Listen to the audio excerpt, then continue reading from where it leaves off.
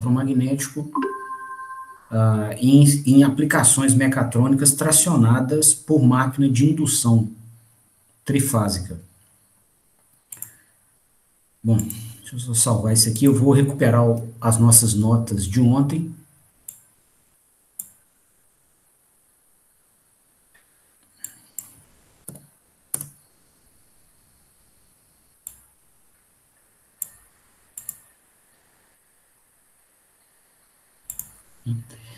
E ontem nós fizemos uma intensa, ontem e na penúltima aula, nós fizemos uma intensa imersão no modelo da máquina elétrica para conseguir sintetizar um controlador de torque capaz de impor ao eixo mecânico da máquina torque variando com alto desempenho dinâmico, né, o torque variando em degrau.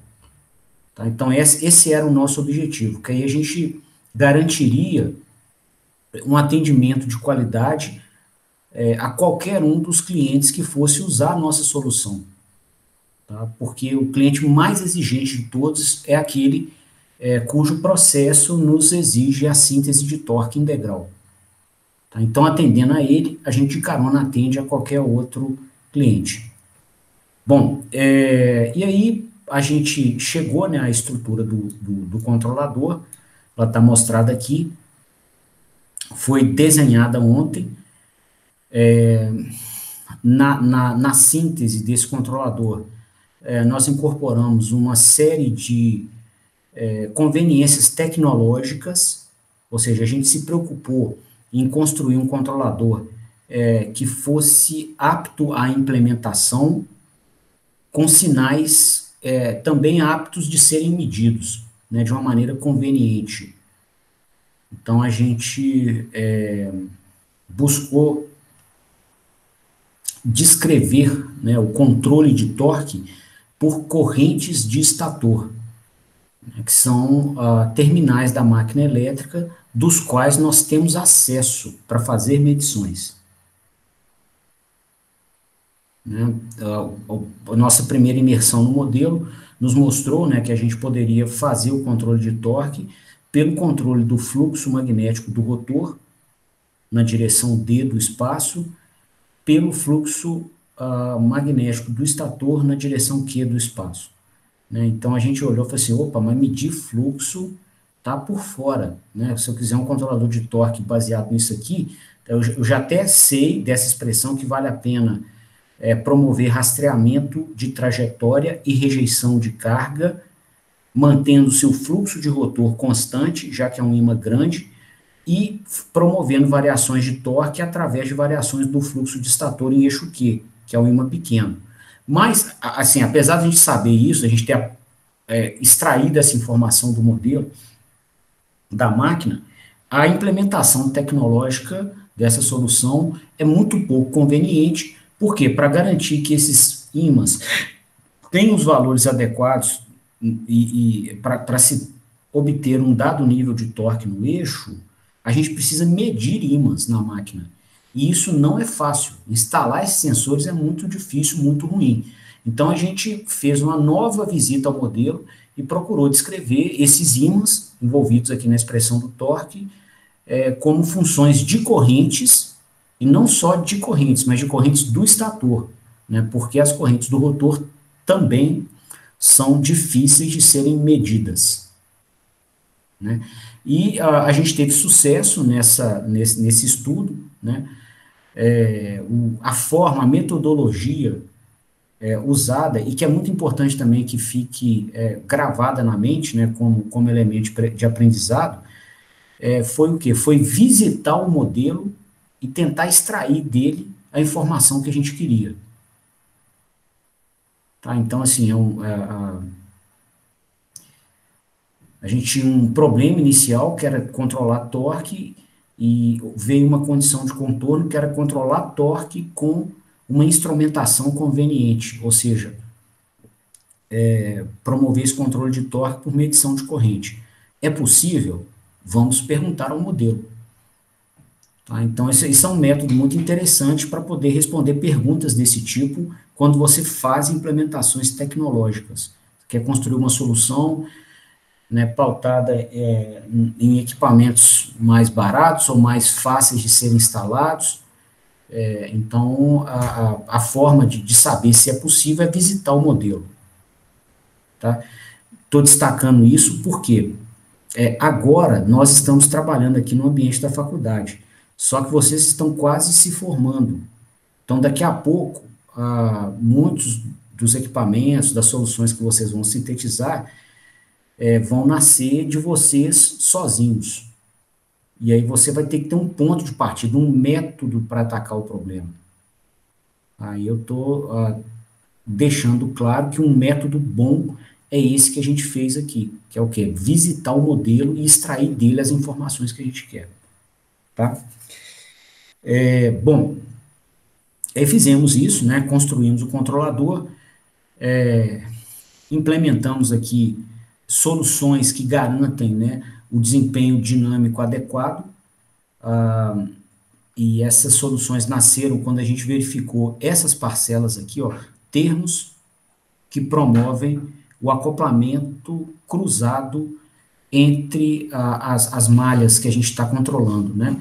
Então, a dinâmica do que acontece no eixo Q está interferindo aqui no eixo D, ó, por esse acoplamento. E o que acontece no eixo D, por sua vez, ó, interfere na dinâmica dos sinais no eixo Q. Tá? Então, a gente viu uma forma de solucionar esse problema, né? E esse acoplamento cruzado, ele efetivamente é um problema em termos de desempenho dinâmico, porque não adianta você tentar variar a corrente de estator em eixo Q bruscamente, né, para atender um comando de torque que está variando bruscamente, uma vez que esse acoplamento cruzado aqui ó, vai interferir na dinâmica do eixo D, que é um sistema lento, né, um sistema de dinâmica lenta, e ela interfere realimentando no próprio eixo Q. Então, você vai ter que esperar pela extinção de um transitório lento para conseguir que efetivamente a sua corrente chegue no valor final que você está pedindo. Tá? E aí você matou a proposta de ter torque variando bruscamente, que é o próprio torque, comando não, o valor real do torque, que é o que vai aparecer no eixo da máquina, ele vai também subir muito lento, tá? Até chegar no nível final que você está pedindo. Então, o que a gente fez aqui? Né? A gente desacoplou esses dois eixos. Então, essa parcela que aparece subtraindo aqui de acoplamento cruzado com o eixo D, a gente já incorporou ela no comando de tensão aqui, ó, com uma soma. Tá? Num comando em avanço, não é nenhum comando em realimentação. Então, a gente já sabe o valor que essa parcela vai ter aqui, quantos volts ela vai ter, você já incorpora no comando aqui. De tal forma que a saída do controlador, que é um comando de variação brusca, né, que é uma tensão que varia bruscamente, essa tensão fica totalmente disponível para os elementos dinâmicos que interferem no comportamento da corrente estator em eixo Q, que é o quê? Que é essa indutância, σls, e a resistência de estator. Tá? Esses dois elementos configuram um sistema RL, resistência e indutância, de baixa constante de tempo, igual a gente viu semana passada. Né? A constante de tempo de um sistema RL, né, é L sobre R. Tá? Então, se o seu sistema tem indutância baixa, a constante de tempo também é baixinha. Constante de tempo baixinha significa o quê? Transitórios impostos a esse sistema se extinguem em tempo curto. Né? Então, com isso, você vai conseguir pegar aqui esse comando, esse sinal de estator e eixo Q, fazer isso aqui com ele, ó, e chegar no nível final que você quer muito mais rápido do que no outro cenário, que era esse aqui, ó. Tá? Então, nós fizemos isso, né, sob essa justificativa, finalizamos o controlador, né, ou quase finalizamos, digamos que ele está aqui a 80% pronto, falta somente que a gente calcule a posição do ímã do rotor para poder fazer a transformada de Park. Tá? Então, a gente observa aqui, vou colocar aqui no cantinho, ó, dentro do microcontrolador que vai executar o código do controlador, as variáveis do programa de computador vão ser essas aqui, ó. Corrente estator em eixo Q, corrente estator em eixo D, comando de corrente estator em eixo Q, comando de tensão de estator em eixo Q, comando de corrente estator em eixo D, comando de tensão de estator em eixo D. Então, no controlador, nós trataremos com as variáveis todas em DQ. Tá? Aqui está a máquina, a gente até usou a representação daqui para análise. Tá? Mas no controlador, efetivamente, a gente vai ter que ter as variáveis representadas em DQ. E o que acontece? Essa representação é uma abstração. Né? Na máquina física real, quais as correntes que você tem? As correntes que circulam nas três bobinas. Então, colocando aqui a máquina física real, a representação dela.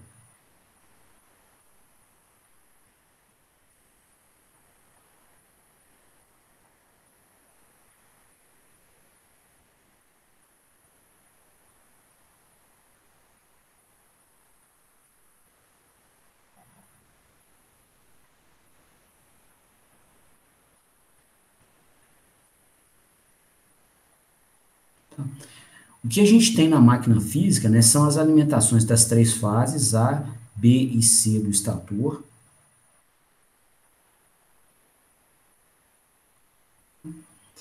E a gente vai medir as correntes nessas três fases. É o que existe no mundo físico real. Né? Aqui vai ter os nossos alimentadores. Seja a rede, ou seja... Nesse caso aqui vai ser um inversor de frequência, né? Vai impor tensão controlada. Né? E as nossas medições serão medições de corrente. Então, nós teremos aqui, ó... A gente vai colocar uma sonda Hall aqui, na fase A, e medir IAS.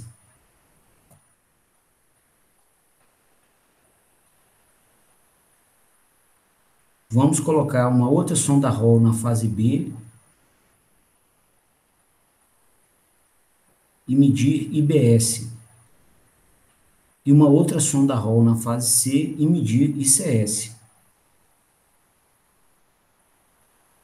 Tá? Então, são as correntes que nós mediremos, né?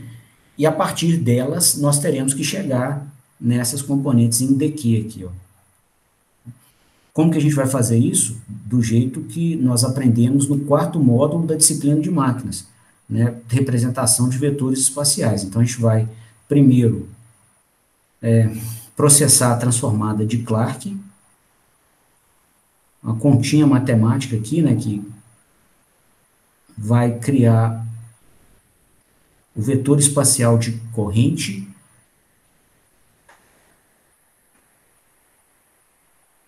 em alfa-beta, é o referencial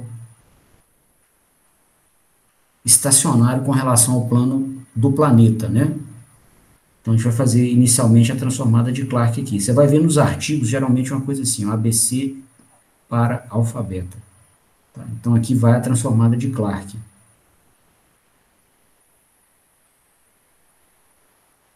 Tá? E depois, para chegar, né, nas componentes D e Q, nos eixos direto D e Q, né, são eixos no espaço, são direções no espaço onde a gente está alocando os dois eixos do plano dos complexos. Tá? A gente vai ter que chegar e fazer a transformada de Parque. Então, sair de alfa-beta e obter os valores da corrente em DQ. Então, daqui vai sair o ISD, que é o que a gente está usando aqui no nosso controlador, e a parte imaginária do cálculo, que é o ISQ, que a gente está usando aqui nesse outro ponto do controlador. Né? Só que, na execução desse cálculo, né, as contas matemáticas envolvidas não são difíceis, não são cálculos pesados. Né? E para a execução da transformada de Parque, além do vetor de correntes em alfa-beta, você tem que entrar com a posição angular do sistema DQ em cada instante de tempo. Tá? Então, se a gente for desenhar isso aqui, ao que eu me refiro, né?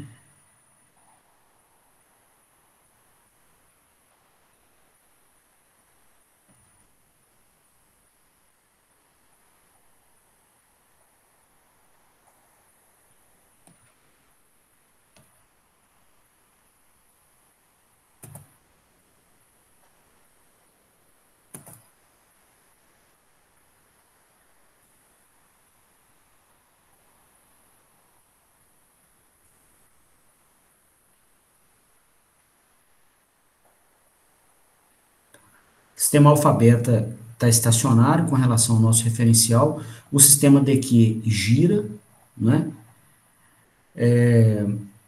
Com uma velocidade igual à frequência ômega e, que aparece toda hora aqui no nosso modelo, né, em vários pontos aqui, tá? E o ângulo θdq, o ângulo do sistema DQ, é esse aqui, ó.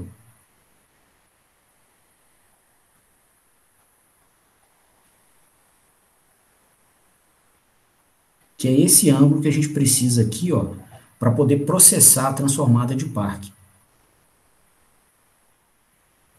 Tá? Bom,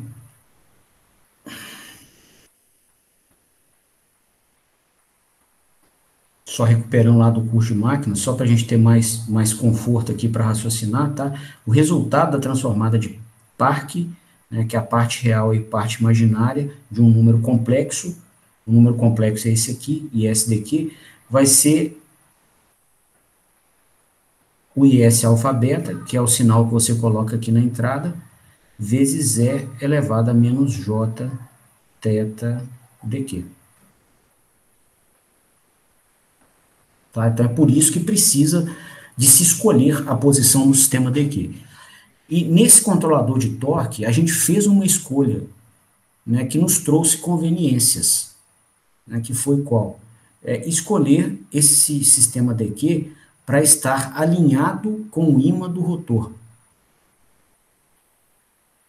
Tá? A gente fez essa opção no início do projeto do controlador e vimos, no final das contas, que ela trouxe uma conveniência absurda, né? Que foi a nossa condição de controlar o torque por uma das componentes de corrente de estator, que é a corrente estator no eixo Q. Tá? Se a gente não tivesse feito essa escolha no início do projeto, a gente não teria essa a condição aqui, né, de promover torque, síntese de torque com alto desempenho dinâmico através de uma única componente de corrente. Tá? Bom, e aí, né, se a gente fizer aqui uma associação dessa nossa abstração, né, esses eixos matemáticos, inclusive um deles girando, né, isso é uma abstração que tem correlação direta com a máquina física, com o equipamento que a gente está tratando. Tá? Então, se a gente fizesse um corte de seção transversal aqui na máquina, né, que nós estamos controlando,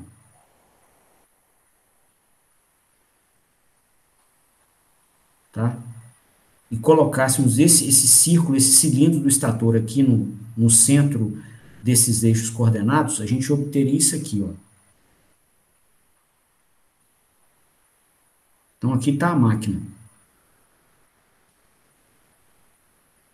Vou botar até o pezinho dela aqui para a gente não se esquecer, ou não desconectar, né, o nosso sistema abstrato do equipamento ao qual ele se refere. E aí, o que a gente, então, fez, né? A gente pegou o ímã do rotor da máquina,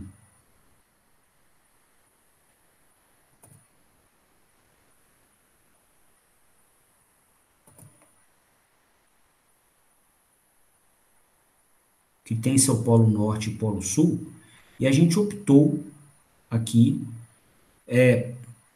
por alinhar o eixo D ao ímã do rotor. né? Observe que esse alinhamento do eixo D, né, o eixo D aqui é uma abstração, né? O ângulo que ele vai ter no espaço para você representar é uma escolha sua, tá? Isso é um eixo matemático abstrato. Então, você pode escolhê-lo, né, à vontade, e aí a nossa escolha, então, já que ela está à vontade, né, a gente escolhe de uma forma que a gente facilite ao máximo o tratamento de um equipamento que é tão complicado, igual esse aqui, né? Aqui vocês estão vendo o tamanho da complicação na modelagem, né? Na hora que você vai implementar isso, a dificuldade multiplica por 10, tá? Que aí trem explode, dá ruído, enfim, dá bug nos microcontroladores,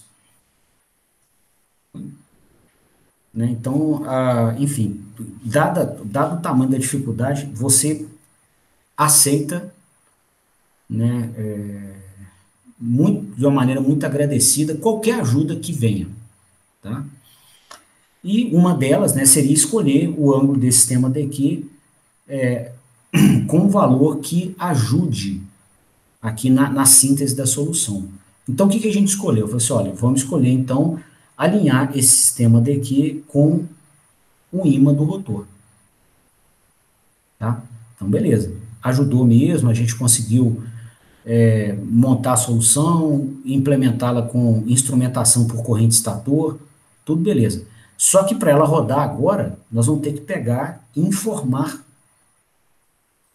ao microcontrolador, ou fazê-lo calcular, na verdade, nós vamos ter que informar ao transformador de Parque, tá?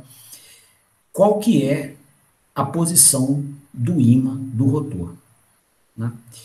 Bom, para isso, pessoal, o que acontece? Nós conseguiríamos encontrar a posição desse ímã do rotor através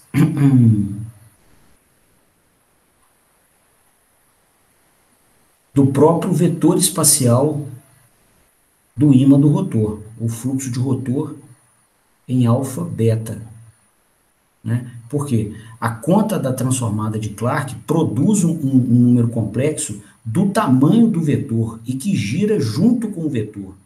Então, se você olha o ângulo desse vetor aqui, ó, você vai saber o próprio ângulo do ímã no espaço, tá? Então, o ângulo do nosso sistema daqui, ele é igual ao próprio ângulo desse número complexo aqui, ó.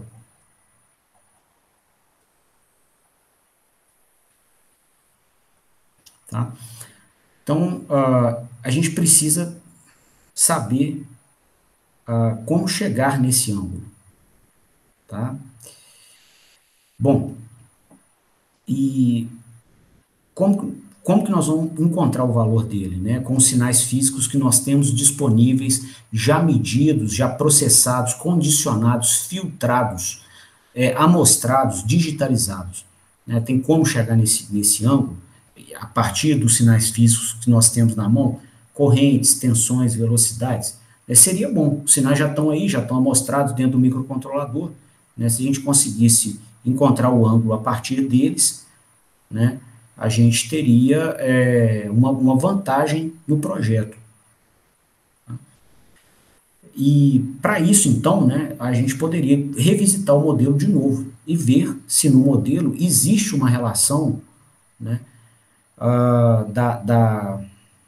entre esse ângulo, né, que a gente quer achar e as variáveis que nós temos já medidas e envolvidas aqui no controlador de torque. Correntes, tensões, velocidades. Bom, e se a gente fizer essa revisita ao modelo, tá, a gente vai ver que tem sim, tem uma expressão do modelo que relaciona aqui essa trajetória mecânica do sistema DQ com os sinais eletromagnéticos, tá, que é a expressão da dinâmica eletromagnética do rotor. Então, lá no curso de máquinas, a gente desenvolveu essa expressão, né? A gente mostrou que a tensão que uma fonte externa aplica no rotor vai ser dada, né, ou vai ser igual à queda de tensão na resistência do rotor, mais a variação do fluxo do rotor no tempo, mais J vezes o escorregamento, vezes o próprio fluxo do rotor. Tá? Aqui nessa expressão, todos os vetores espaciais estão em dq. Tá? Então, assim, teve um ponto no curso de máquinas que a gente falou e usamos também dessa representação no laboratório. Né? Falamos assim, ó, a partir desse momento, né, nós vamos omitir o sobrescrito dq, né, para não ficar pesada a nossa, os nossos estudos, né, ter que escrever coisa demais. Então, a gente passou a só colocar isso aqui, ó. Tá? Então, aqui todos os sinais estão em dq. E o que que acontece? Esse ômega E que aparece aqui, ó, né, ele nasceu na modelagem, ele pelo menos foi apresentado, né, na modelagem da máquina de indução, lá no curso de máquinas, quando a gente descreveu as relações dinâmicas por transformada de Parkin. E esse ômega E era a velocidade do sistema dq. Então, o ômega E ele está relacionado à trajetória mecânica do sistema dq, que é algo que a gente quer configurar. Tá? E, né, uma vez que a velocidade do sistema dq é igual ao ômega S, você pode dizer o seguinte, então, que a posição angular do sistema dq, que é o que a gente quer descobrir, ela é igual à integral do ômega E, da velocidade dele no tempo. Tá? Então, de certa forma, aqui, ó, a gente tem nessa expressão uma informação da trajetória mecânica do sistema dq, e essa informação ela aparece correlacionada a outros sinais eletromagnéticos presentes aqui na máquina. Alguns deles, inclusive, eletromagnéticos e mecânicos, né? A velocidade também está envolvida aqui. Tá? Alguns deles, inclusive, já estão lá na malha de controle. Tá? Então, vamos tentar encontrar essa posição do sistema dq em função de variáveis que nós já medimos, para que ela possa ser usada aqui, ó, no processamento da transformada de Parkin. Bom, então, tomando aqui a primeira equação, né, essa tensão de rotor para máquinas em gaiola de esquilo, ela é zero. Tá? Então, a maior parte das máquinas de indução que nós veremos em aplicações industriais, veiculares, elas são máquinas de rotor em gaiola. Então, você não alimenta o rotor por uma fonte de tensão externa. Tá? O acoplamento de energia ao rotor é magnético. Tá? Então, você não tem tensão externa, o rotor é curto-circuitado, essa tensão de rotor é zero. Tá? E aí, então, pessoal, a gente consegue, né, com essa tensão de rotor zero, a gente consegue aqui, então, descrever, né, uma equação com os termos reais dessas parcelas, né? Então, o termo real aqui da primeira parcela vale RR e RD. O termo real da segunda parcela vale a derivada do fluxo de rotor em eixo D no tempo. E o termo real da terceira parcela, aí é só tomar cuidado que aqui tem J, né? Então, não vai ser a componente fluxo de rotor em eixo D, vai ser a fluxo de rotor em eixo Q. O fluxo de rotor aqui, ó, fluxo de rotor em eixo D mais J, fluxo de rotor em eixo Q. Então, a parte real é tudo que não multiplica J. Vai dar quanto aqui? Vai ter J vezes escorregamento vezes J fluxo de rotor em eixo Q.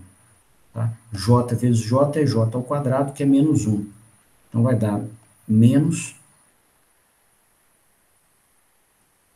o escorregamento vezes o fluxo de rotor em eixo Q. Tá?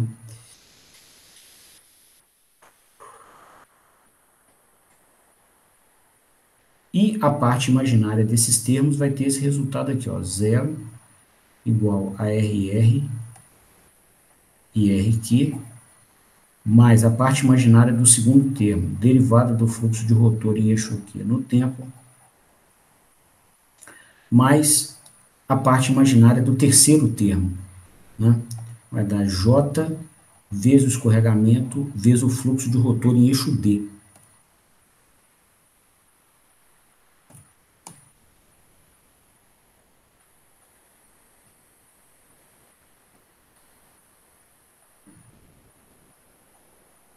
Ok? Bom, dessas duas expressões aqui,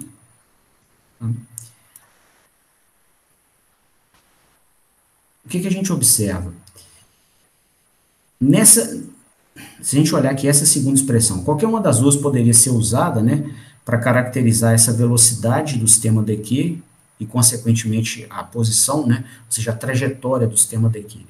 Mas olhando aqui essa segunda expressão, a gente poderia, né, isolar essa velocidade do sistema daqui e obter esse resultado aqui, ó.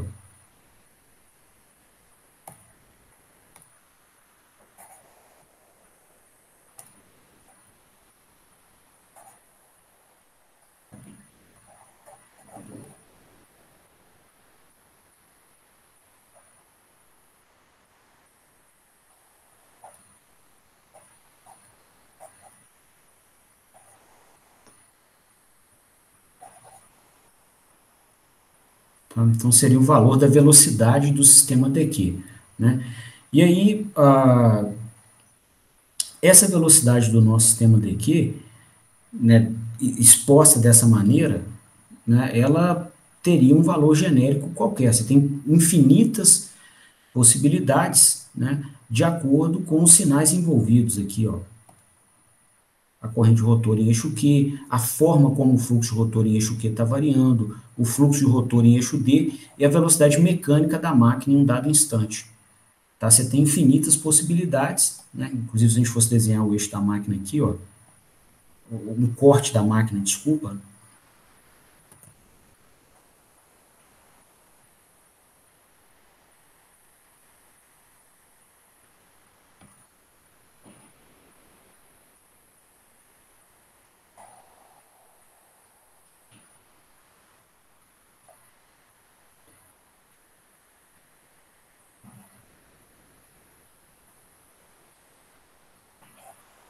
Tá? Você tem infinitas possíveis velocidades, né? E essa expressão não te restringe a nenhum alinhamento com o ímã do rotor. Tá? Então, você poderia, né, ter a velocidade do sistema dq, que é esse ômega-e, que aparece aqui na expressão, fazendo com que a orientação entre o sistema dq e o ímã de rotor fosse essa aqui, ó, ou fosse essa aqui, ou qualquer uma. Tá? Expressão genérica aqui. Só que nós queremos, no nosso projeto, né, que esse sistema dq esteja orientado com relação ao ímã de rotor de uma forma específica, que é essa aqui, ó. Então, essa não serve, nem essa, nenhuma outra serve. Só essa aqui que serve para nós. Foi uma diretriz, uma premissa que a gente impôs no projeto lá no início. Tá? Então, para encontrar a velocidade adequada do sistema dq, né, que faça com que ele esteja alinhado com o fluxo de rotor, o que vai acontecer aqui nessa expressão? Essa expressão serve para esse cálculo? Ela serve para qualquer orientação entre o sistema dq e o fluxo de rotor. Só que nesse caso em particular que nós queremos fazer o projeto, tá? Ao alinhar o ímã do rotor com o eixo D, a gente não permite que esse ímã, ou que o vetor espacial associado a ele, né, o vetor espacial anda junto com o ímã. É né, a nossa sacada aqui de representação de vetores espaciais. Então, nessa forma de orientação entre o ímã e o sistema dq, o próprio vetor espacial tem que estar orientado na direção do eixo D, porque o pico do Polo Norte sempre está na direção do eixo D. Então, ele não tem componente na direção Q, ó, não tem projeção dele na direção Q. Então, o fluxo de rotor em eixo Q é zero e a sua derivada também vai ser. Tá? Então, nessa condição específica que a gente quer projetar, né, a velocidade do sistema dq, para que ele esteja alinhado com o fluxo de rotor, teria que ser essa aqui, ó.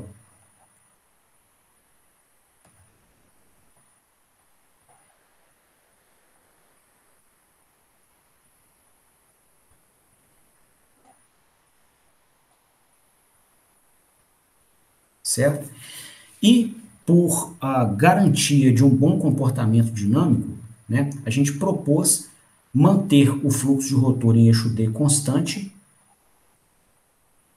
A gente não altera ele para promover variações de torque. Então, tem uma parte do controlador, que é essa aqui, com uma malha dedicada a manter o fluxo de rotor em eixo D constante. Esse fluxo de rotor em eixo D, a gente viu pelo modelo ontem, que ele é proporcional à corrente estator em eixo D, quando ele é constante. Então, é essa malha aqui que vai garantir aquele ímã constante, com amplitude constante no espaço.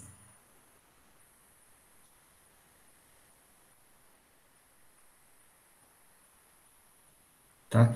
E aí, pessoal, nessa proposta de controle, o que a gente viu? Né? Que com esse fluxo rotor em eixo D constante, nós temos o seu valor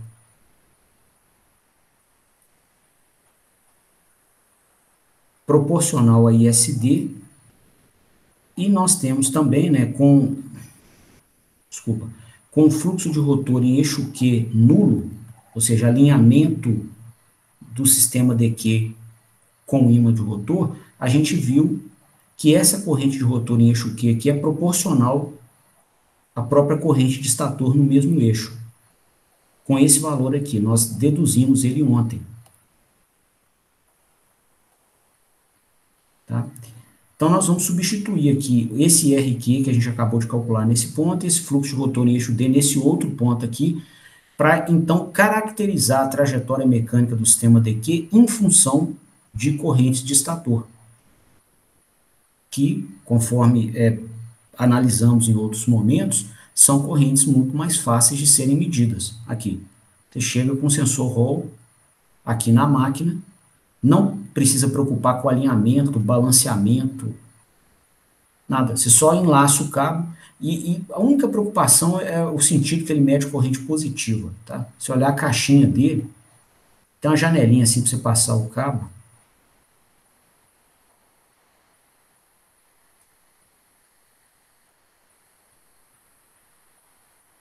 Aí geralmente vem três pininhos aqui, dois de alimentação e um do sinal de saída. O cabo passa aqui dentro, do jeito que passar, passou, tá? Só passar aqui dentro da janelinha. E aí a única restrição dele é que ele põe uma setinha aqui do lado falando qual que é o sentido de corrente que ele mede como positiva, tá? Então aqui nos pinos dele de saída tem positivo, negativo e o sinal medido. Então esse sinal medido aqui, ó, tá? Ele vai ter valor positivo quando a corrente circular assim, né, no mesmo sentido da setinha. Então é só tomar cuidado com isso, né, para você não confundir, não colocar o sensor na fase A desse jeito, inverter o da fase B, entendeu? E aí você vai fazer bagunça no controle, mas isso é um negócio facílimo de resolver, tá? A única restrição que ele tem. E aí, então, vale a pena, né? Aqui, ó, medir as coisas e chegar a sinais físicos pela corrente de estator, que é o que nós estamos fazendo lá embaixo.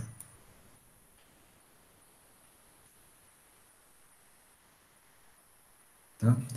Então, disso aqui a gente conclui, né, uma forma de caracterizar a velocidade mecânica do sistema DQ para que para que esse sistema esteja alinhado com o ímã do rotor. Então vai ter que ser igual a isso aqui, ó.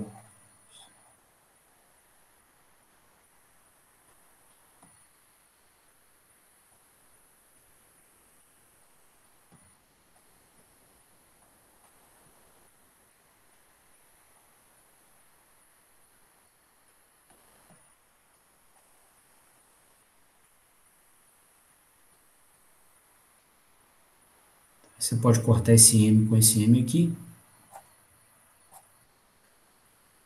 Menos 1 vezes menos 1 dá mais 1. Né, e obter esse resultado.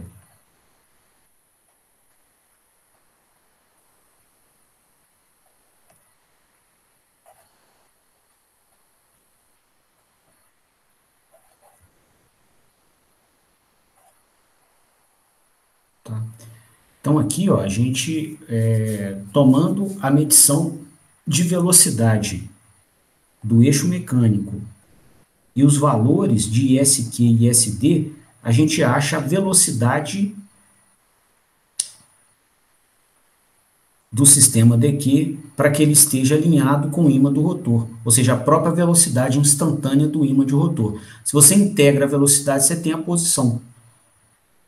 Então, logo, a posição do sistema DQ, né, obtida para o caso particular, né, onde o sistema DQ está alinhado com o ímã de rotor, ela seria a integral desse ômega-E que a gente fez, que a gente apresentou aqui em cima.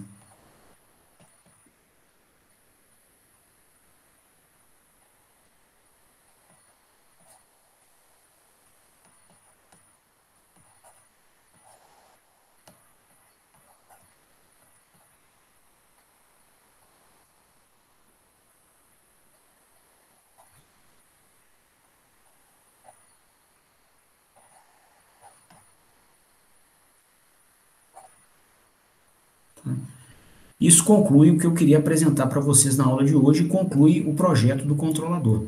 Tá? Se vocês lembrarem, inclusive, lá no autoajuste do inversor que a gente fazia no laboratório de máquinas, um dos parâmetros que ele estima é a constante de tempo inversa do motor, que é exatamente esse RR sobre LR aqui, ó, que ele vai usar, né, no cálculo da posição do sistema DQ. Então, aqui, ó, fechando o controlador, a gente vai implementar aquela expressão.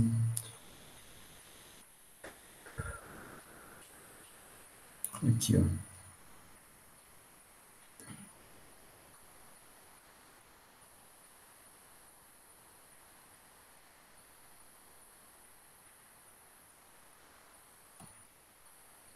Vai pegar ISD, ISQ,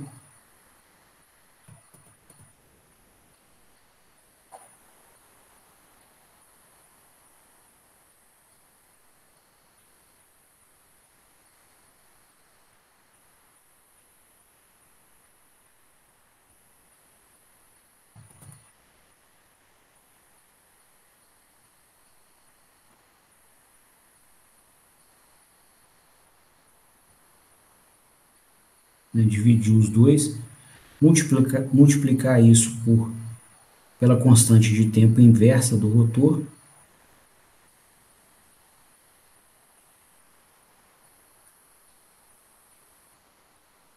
somar isso com a velocidade mecânica, né, multiplicada pelo número de pares de polos, que é o ômega-r, e daqui produzir o ângulo do sistema DQ que a gente vai usar na transformada de Parkin, né, que vai, então, nos dar todos os vetores em DQ para a gente poder usar nas malhas de controle aqui, ó.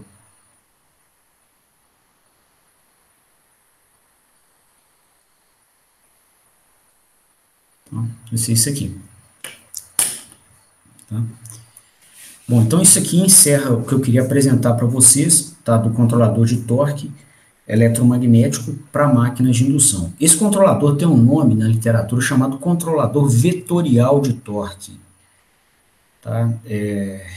Esse nome, ele às vezes assusta, né? Assim, poxa, mas é um controlador diferente, uma implementação totalmente diferente e tal. Não, é o PI clássico, o mesmo PI que a gente vê nos cursos de controle, o mesmo, tá? Ele só chama vetorial porque as variáveis reguladas, aqui ISQ, ISD, né, e as variáveis de atuação, VSQ, VSD, são as componentes dos vetores espaciais da máquina. Componente imaginária da corrente estator, é o ISQ. componente real da corrente estator, ISD, e assim por diante. Tá? Então, só pelo uso de variáveis de regulação, que são componentes dos vetores, nós chamamos aqui esse controlador de controlador vetorial de torque. Tá?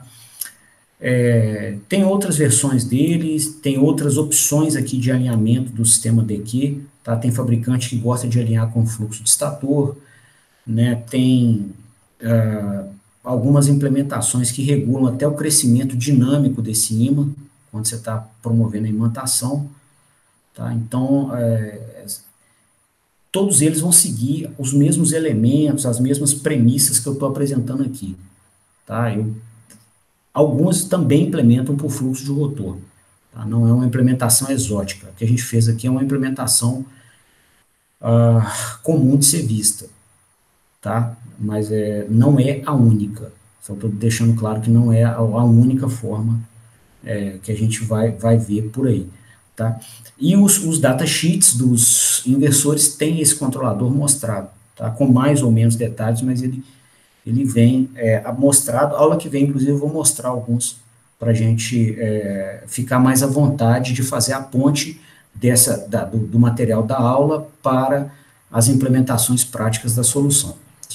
Bom, então eu queria encerrar por aqui e abrir a palavra a vocês para dúvidas, para considerações, saber se vocês entenderam. Eu estou à disposição.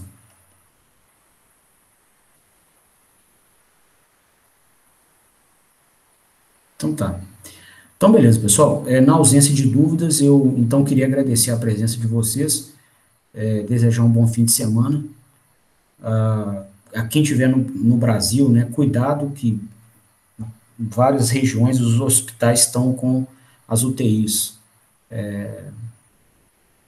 lotadas, tá? Então, vocês, por favor, se cuidem, não está uma época boa para adoecer nem machucar, tá? Porque às vezes você não pega o Covid, mas você vai para o hospital, você não consegue socorro porque os leitos estão lotados com pessoas infectadas por Covid, tá? Então, é só uma recomendação, tá? E aí a gente se vê de novo na quarta-feira, às 21 horas, tá bom? Bom fim de semana para vocês, até lá então. Beleza, Léo, valeu, boa noite. Falou, Léo, boa noite. Bom final de semana. Valeu, obrigado.